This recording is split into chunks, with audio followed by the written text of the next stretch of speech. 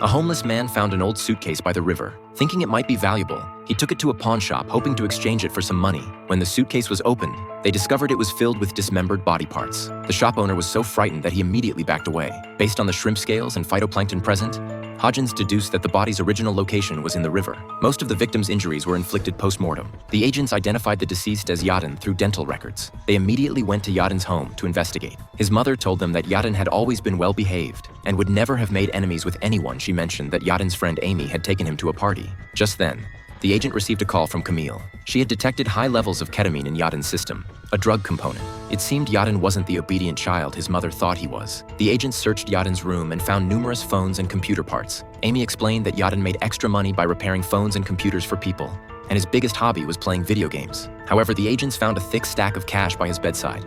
Far more than one could earn from playing video games. Angela decrypted Yadin's phone. Most messages were from Amy. The text content clearly showed that Yadin had strong feelings for Amy, but she had politely rejected him each time. They also found messages from an unknown number, suggesting some kind of illicit transaction. Angela traced the messages to a sender named Anthony, who worked at a moving company. The agents tracked down Anthony and asked if he had been dealing drugs, but Anthony quickly explained that Yadin had an impressive skill. He could make smartphones work without paying for service, and even enable computers to download anything for free. Anthony, who had extensive connections, was responsible for finding clients, while Yadin handled the technical side. Together, they had already made $2,000. The last time they met was at that party. Angela decrypted Yadin's computer and found in his browsing history that he frequently visited a website filled with secretly taken photos and videos. Angela filtered through photos related to Yadin at the party and discovered that Yadin had been following Amy all night, but Amy had been dancing with a black man the entire time. The intern found 2 indentations on the skull, but the shallower wounds weren't fatal. The medical examiner discovered bone spurs on the transverse foramen of the vertebrae.